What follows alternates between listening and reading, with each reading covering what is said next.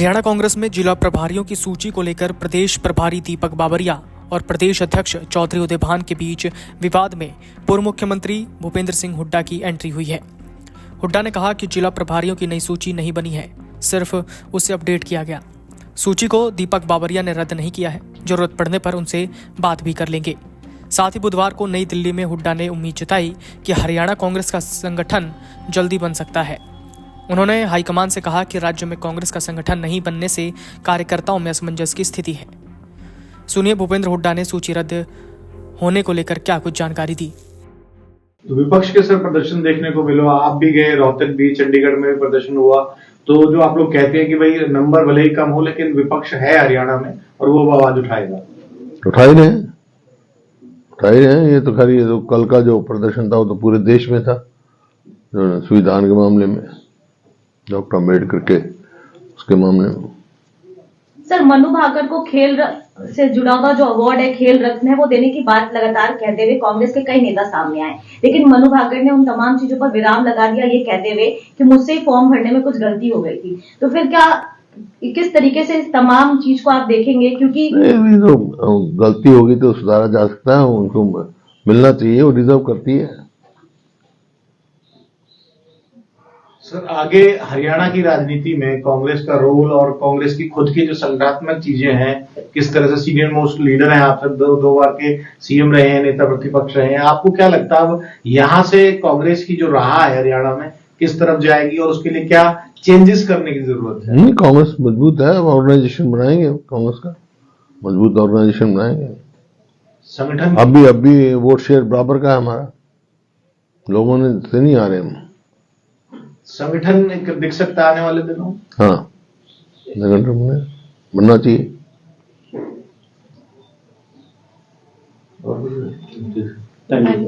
चलो, सूचना जारी कर दी है। आप लगातार कहते हैं कि हरियाणा में वो फसल तो होते ही नहीं।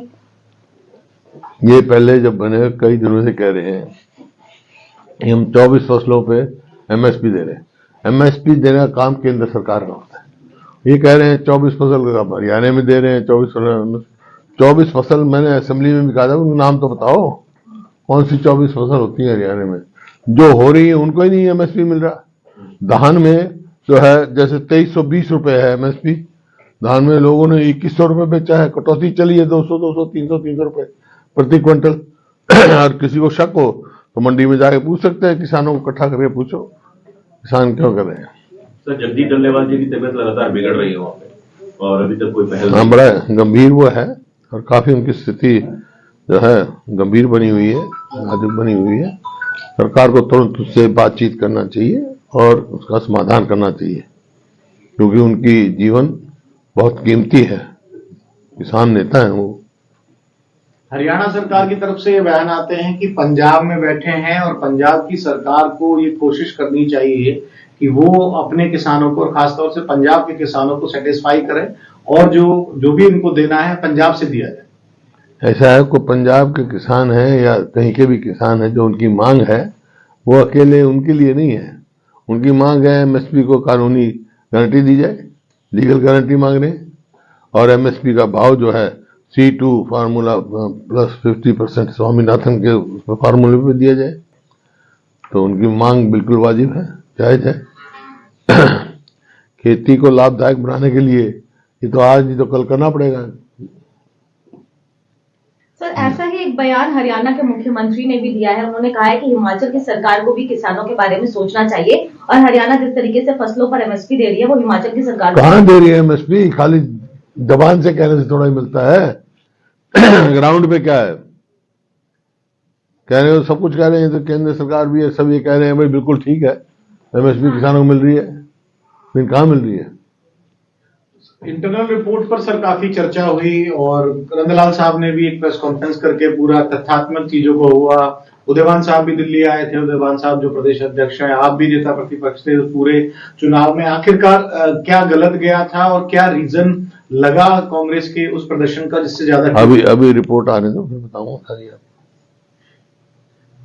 सर, इसके अलावा जिस तरीके से दीपक बाबरिया जी ने 22 प्रभारियों की जो जिला प्रभारियों की नियुक्ति हुई थी उसको रोक लगा दी है, काफी सवाल उठ रहे हैं उसको लेकर। नहीं, आपको गलत है, 22 प्रभारियों को नहीं लगाए, कुछ बीच में जो जगह खाली हो गई थी, जैसे कुछ लोग कांग्रेस छोड़ गए जो प्रभारी थे, चुनाव लड़ गए, उन जगह किया था, उन्होंने कोई उसको कैंसिल नहीं किया है।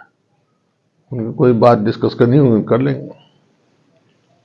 तो विपक्ष के सर प्रदर्शन देखने को मिला, आप भी गए, रोहतक भी, चंडीगढ़ में भी प्रदर्शन हुआ, तो जो आप लोग कहते हैं कि भाई नंबर भले ही कम हो लेकिन विपक्ष है हरियाणा में और वो आवाज उठाएगा, उठा ही रहे हैं। ये तो खैर, ये तो कल का जो प्रदर्शन था वो तो पूरे देश में था, संविधान के मामले में, डॉक्टर अम्बेडकर के उसके मामले में। सर, मनु भाकर को खेल से जुड़ा हुआ जो अवार्ड है खेल रत्न है वो देने की बात लगातार कहते हुए कांग्रेस के कई नेता सामने आए, लेकिन मनु भाकर ने उन तमाम चीजों पर विराम लगा दिया, ये कहते हुए कि मुझसे ही फॉर्म भरने में कुछ गलती हो गई थी। तो फिर क्या किस तरीके से इस तमाम चीज को आप देखेंगे, क्योंकि तो गलती होगी तो सुधारा जा सकता है, उनको मिलना चाहिए, वो डिजर्व करती है। सर आगे हरियाणा की राजनीति में कांग्रेस का रोल और कांग्रेस की खुद की जो संगठनात्मक चीजें हैं, किस तरह से सीनियर मोस्ट लीडर हैं आप सब, दो बार के सीएम रहे हैं, नेता प्रतिपक्ष रहे हैं, आपको क्या लगता है अब यहाँ से कांग्रेस की जो राह है हरियाणा में किस तरफ जाएगी और उसके लिए क्या चेंजेस करने की जरूरत है? नहीं, कांग्रेस मजबूत है, ऑर्गेनाइजेशन बनाएंगे, कांग्रेस का मजबूत ऑर्गेनाइजेशन बनाएंगे। संगठन अभी वोट शेयर बराबर का है हमारा, लोगों ने से नहीं आ रहे हम। हुड्डा के मुताबिक लोकसभा और विधानसभा चुनाव के दौरान कई नेता पार्टी छोड़ गए। इसी वजह से जिला प्रभारियों की सूची में थोड़ा बदलाव की जरूरत थी, इसलिए प्रभारियों की सूची को अपडेट किया गया। बदलाव नहीं, इसमें किसी तरह का विवाद नहीं है।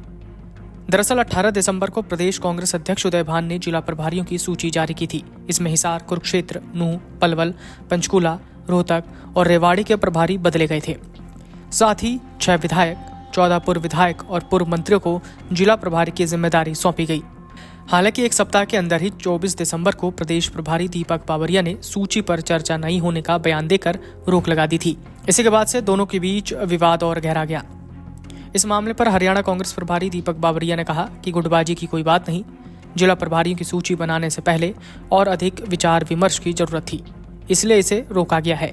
प्रभारियों पर और मंथन किया जाएगा ताकि कांग्रेस और मजबूती के साथ मैदान में उतर सके। Video desk amarujala.com। अगर आप ये वीडियो YouTube पर देख रहे हैं तो हमारे चैनल को सब्सक्राइब करें और बेल आइकन को दबाना ना भूलें। अगर आप Facebook पर ये वीडियो देख रहे हैं तो हमारे पेज को लाइक करें।